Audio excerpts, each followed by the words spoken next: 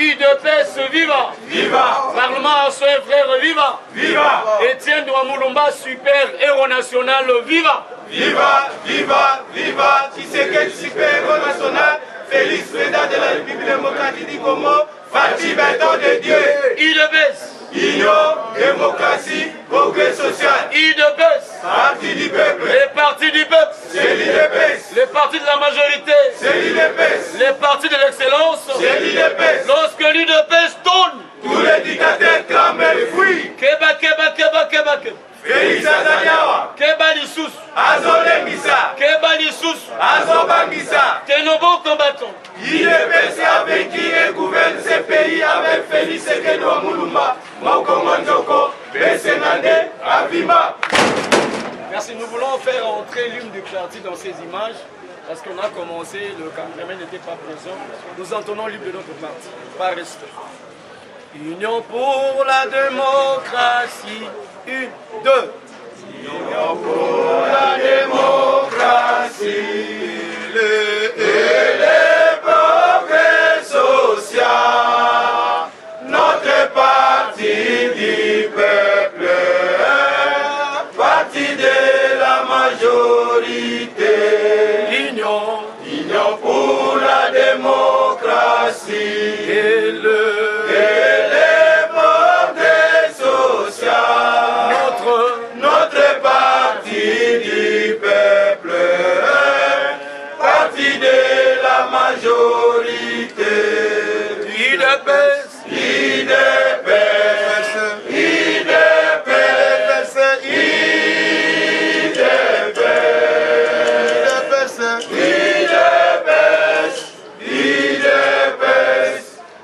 UDPS vaincra.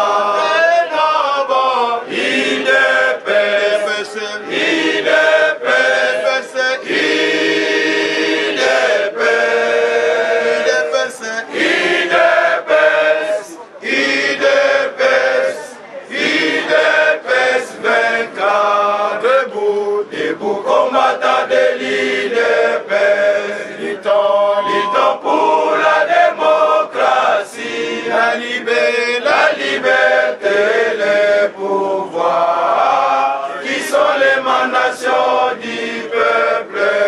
Debout combattant de l'UDPS, luttons pour la démocratie, la liberté, le pouvoir, qui sont l'émanation du peuple. UDPS, UDPS, UDPS,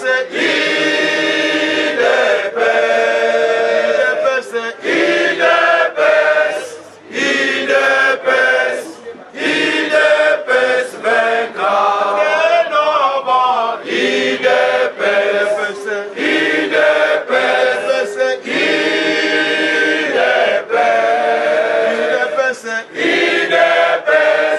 UDPS, UDPS vaincra. UDPS, viva! Viva! UDPS, viva! Viva! Parti au pouvoir, viva! Viva! Fatou Béton de Dieu, viva! Viva! Viva! Viva! Tshisekedi, super héros national. Félix Président de la République démocratique du Congo. Fatou Béton de Dieu. Merci. On va faire passer notre frère. Il a aussi un message. Il y a Parlement qui va dire que le Ronaldo Akoya s'est présenté, il a fait ce message par rapport à tout ce que nous faisons dans la politique. Merci pour la parole. UDPS, viva! Viva! Na obandana na ko se présenter. Nazali président ya parlement debout ya quartier Boma na Kimbantseke.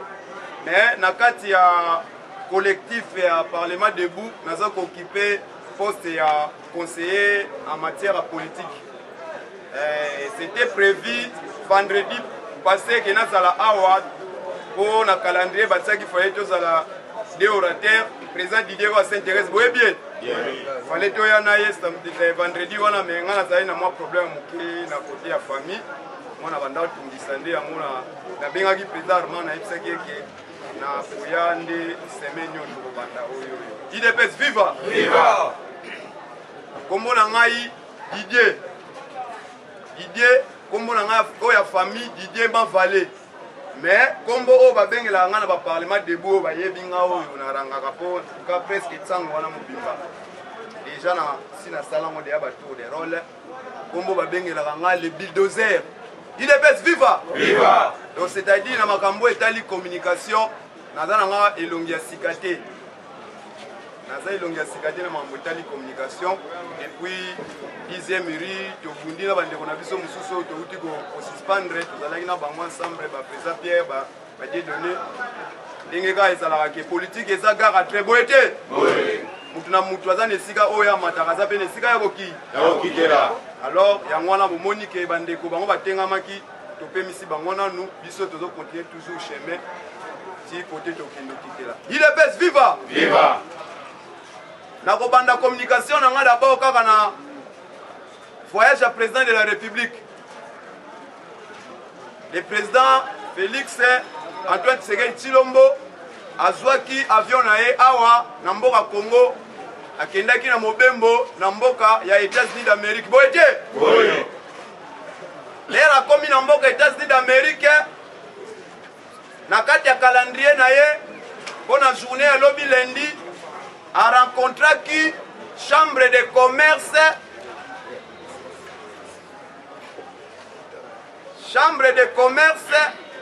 américaine. Chambre de commerce américaine wana ezali babengaka bayimi mbongo oyo tobengaka ba multinationaux boyete na kati ya chambre de commerce wana oyo akutanaki na bango ezali chambre de commerce oyo eleki ba chambre nyonso ya mokili mobimba bazali na nombre ya 3 millions ya ba homme d'affaires américains oyo na juif oyo basololaki na président Félix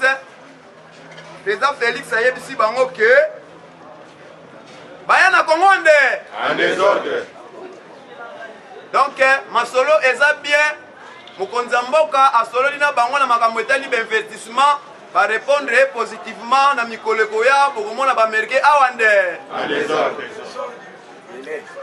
bino moko boyebi américain esika akomaka moya futa mutu $100 ezalaka oyebi bino moko donc eloko ya liboso nanu au peuple congolais azobénéficie na bavoyage ya chef de l'état ezali bavantage lokola ya misala po bato wana ntango bazoya po baya kotia basociété na bango elingi koloba ete yo congolais mutu kozala bénéficiaire nango boye te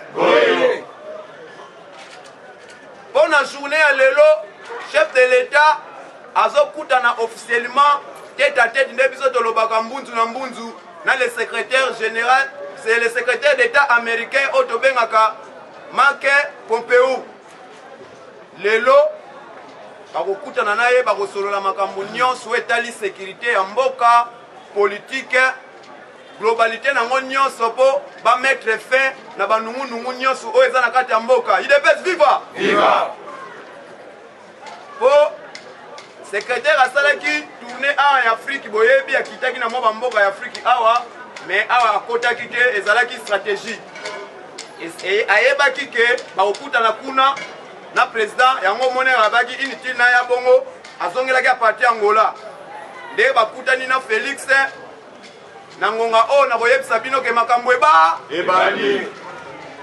ebandi na ngonga oyo parce que ntango président Félix azouta États-Unis azoya makambo nyonso échange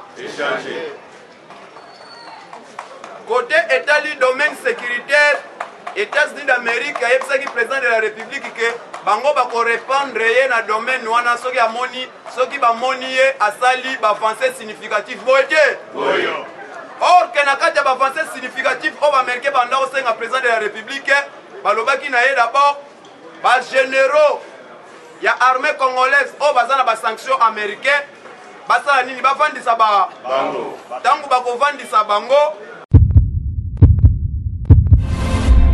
Eshima, votre magazine qui bat au rythme de l'actualité. Une réponse à vos besoins en information, un éclairage dans divers domaines. Impartial, documenté, instructif. Eshima au cœur de l'info. Retrouvez la nouvelle édition.